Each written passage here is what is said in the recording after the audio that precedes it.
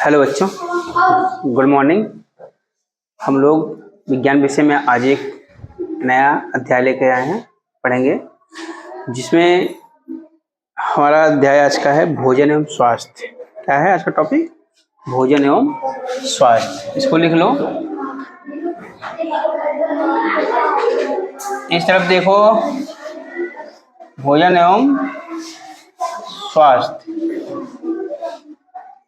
ठीक, अब सोचो, भोजन और स्वास्थ्य का एक दूसरे से संबंध है। अगर दोनों में कुछ गड़बड़ होता है तो समझ लो संबंध क्या होता है, खराब हो जाएगा।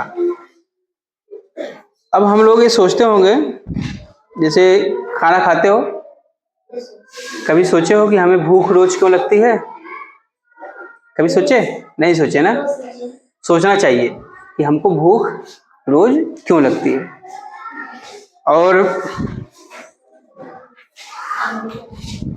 हमारे शरीर में भोजन कहाँ से आता है, कभी इसको सोचे? नहीं सोचे। और देखो, और आखिर हम भोजन क्यों करते हैं, सोचते हो इसको कि हमें भूख रोज क्यों लगती है और हमारे शरीर में भोजन कहाँ से आता है और हम भोजन क्यों करते हैं? तो इन सब प्रश्नों का उत्तर आप बता सकते हो कि भोजन क्यों करते हो, भूख क्यों लगती है, भोजन कहाँ से आता है, ये सब बता सकते हो? कुछ बता सकते हो, कुछ लोग नहीं बता सकते हो। तो इसी का हम लोग अध्ययन करेंगे कि हमें भोजन क्यों करना पड़ता है और भूख क्यों लगती है और इस शरीर में ये भोजन कहाँ से आता है। इस सबको हम लोग आज अध्ययन करेंगे। देखो, भोजन एवं भोजन की आवश्यकता। अच्छे बताओ, हम यहाँ कुछ पदार्थ लिख रहे हैं, जैसे इधर आ लिख लो और इस तरफ बा लिख लो। इस तरफ हम ले रहे हैं दाल, रोटी, चावल, सब्जी, और इधर लिख लो कुर्सी, मेज, कार, पत्थर। अब इनमें से देख करके ध्यान दो, इनमें से देख करके आप बता सकते हो कौन सा पदार्थ इसमें से खाने योग्य है और कौन सा पदार्थ खाने योग्य नहीं है। कौन बताएगा? देखो, हम यहाँ आ लिख दिए हैं, ऐसे बताना है किस सेक्शन का पदार्थ खाने योग्य है, किसका नहीं। यानी कॉलम कौन सा है जिसका पदार्थ हम खाने योग्य होता है, जिसका पदार्थ खाने योग्य नहीं होता है। ठीक, देखो ये कौन से पदार्थ हैं, ये पूरे ये खाने योग्य हैं। क्या है? खाने योग्य। ये खाने योग्य हैं, यानी इसको क्या कहते हैं? खाद्य पदार्थ। और एक खाने योग्य नहीं है। कुर्सी खाता है कोई? मेज खाता है कोई? और फिर कार खाते हैं कोई? कोई नहीं खाता ना। तो कार किसके लिए है? सवारी के लिए। कुर्सी है आराम करने के लिए। मेज है उस पर भोजन रख के खाते हैं या उस पर कोई लिखने का कार्य करते हो। ठीक है, तो इससे हमें पता कर सकते हैं कौन से पदार्थ खाने योग्य होते हैं और कौन से पदार्थ खाने योग्य नहीं है। तो हमने यहाँ बोर्ड पर देखो, आप लोगों के सामने सूची बनाया था, जिसमें से पूछा कि कौन सा पदार्थ खाने योग्य है और कौन सा पदार्थ खाने योग्य नहीं है। ठीक, अच्छा, अब प्रश्न बनता है कि भोज्य पदार्थ किसे कहते हैं। देखो, हेडिंग डालो भोज्य पदार्थ, कॉपी में नोट करो। मैं यहां लिख रहा हूं भोज्य पदार्थ। भोज्य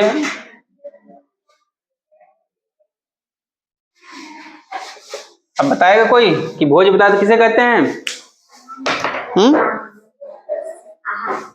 देखो, वे सभी पदार्थ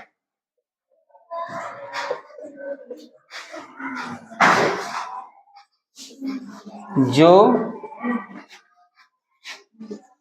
खाने योग्य, अभी हमने सूची बनाया था ना,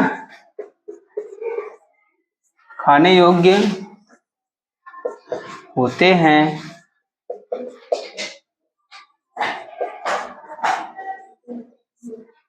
उसे भोज्य पदार्थ कहते हैं।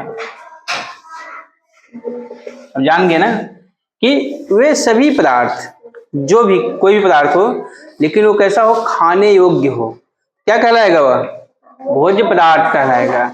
जैसे यहां लिख लो, जैसे दाल, चावल, रोटी,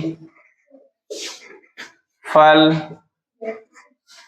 फल में देखते होंगे आम, सेब, केला, अंगूर, ये सब होते हैं ना। दूध, अंडे, मांस, मछली, ये सब क्या है, ये सबको खाते हैं लोग ना। दूध को क्या करते हो, पीते हो, अंडे को खाते हो, फल को भी खाते हो, और क्या कहते हैं, दाल चावल भी खाते हो। तो हमें समझ गए, इससे हमें समझ में आया कि ऐसे पदार्थ, ध्यान देना, ऐसे पदार्थ जो खाने योग्य होते हैं क्या कहलाएंगे, वे फूड मटेरियल कहलाते हैं, यानी भोज्य पदार्थ कहलाते हैं। आगे लिखो,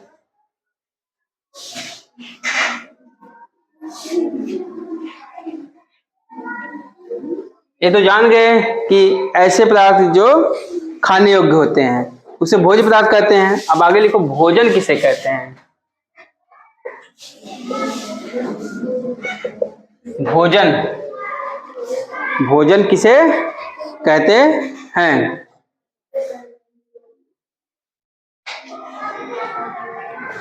देखो, जिन पदार्थों के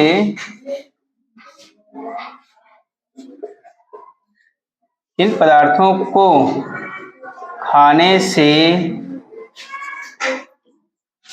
शरीर का पोषण एवं शरीर का पोषण एवं वृद्धि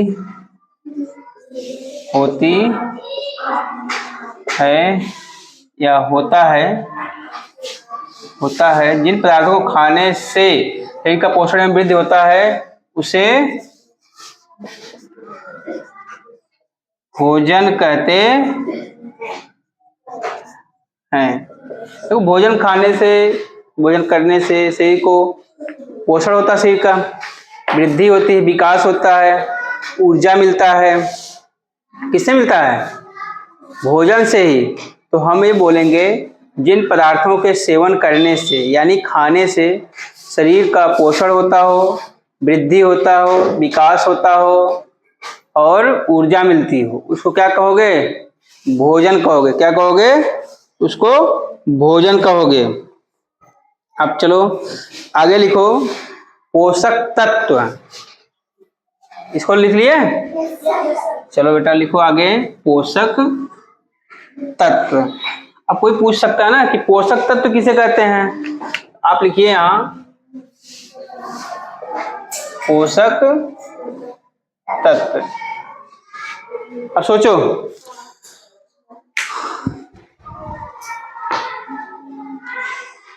कि भोजन में ऐसे तत्व, देखो भोजन में तत्व होते हैं ना जो शरीर का वृद्धि करते हैं, शरीर का विकास करते हैं और शरीर को ऊर्जा देते हैं कार्य करने के लिए। तो इन्हीं तत्वों को क्या कहते हैं, पोषक तत्व कहते हैं।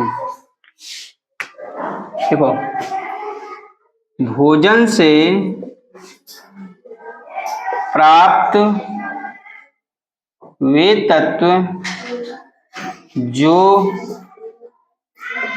शरीर की वृद्धि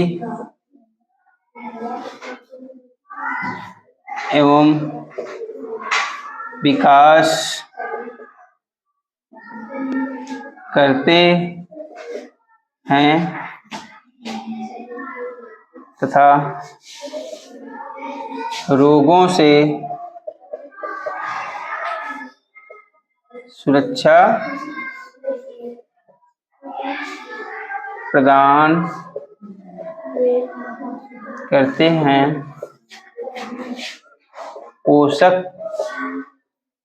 तत्व कहलाते हैं। जान गए? मतलब जो भोजन में ऐसे तत्व उपस्थित होते हैं जो शरीर को क्या करते हैं, ऊर्जा देते हैं, ताकत देते हैं, विकास करते हैं, वृद्धि करते हैं और रोगों से उसको क्या करते हैं, बचाते हैं। इसको, शरीर को। तो रोगों से बचाने का कार्य कौन करता है? पोषक तत्व करते हैं हम। हो गया? इसको नोट कर लिए? इसको नोट करो फटाफट।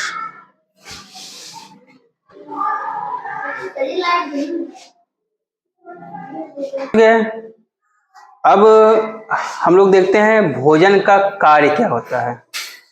भाई भोजन जब जो ग्रहण कर रहे हो उसका कोई कार्य भी तो होगा, कैसे ही खाए जा रहे हैं हम, ऐसे तो नहीं खाया जा रहे हो भोजन को, क्या कर रहे हो, उससे कुछ न कुछ वो कार्य कर रहा है। तो देखते हैं भोजन के कार्य। आप लोग लिख लो भोजन के कार्य।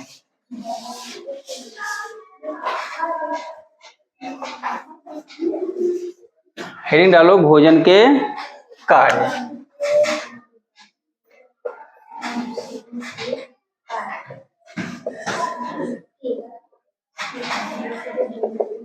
हो गया?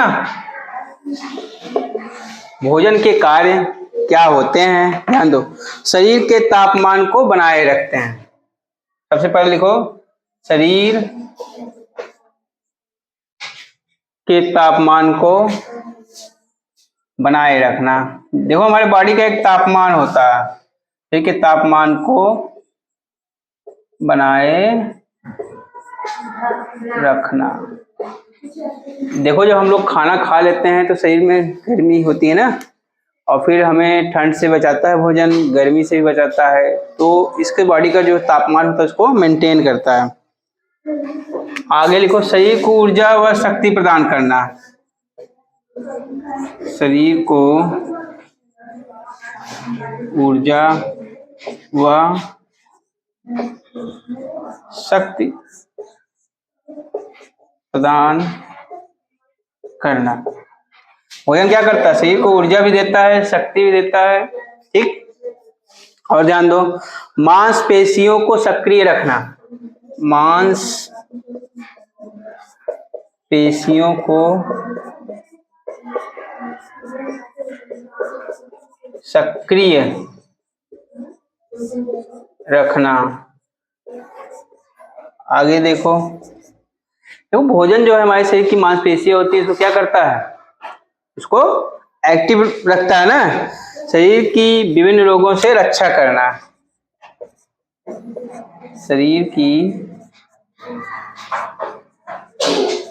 विभिन्न रोगों से रक्षा करना, ठीक। देखो शरीर में कई प्रकार के रोग होते हैं।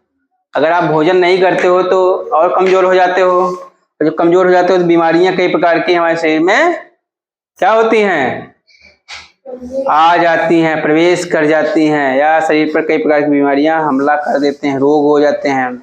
फिर खाना ना खाओ, देखो कुछ दिन बाद शरीर कमजोर हो जाएगा, दुबले पतले हो जाओगे, ठीक है।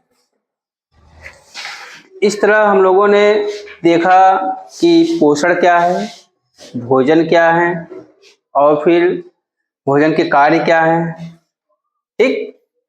भोज्य पदार्थ क्या होते हैं, सबको हम लोगों ने आज इतना अध्ययन किया। थोड़ा थोड़ा करके पढ़ना है, फिर अगली कक्षा में हम लोग एक अलग टॉपिक लेके आएंगे, ठीक बेटा। तो आज के लिए बस इतना ही।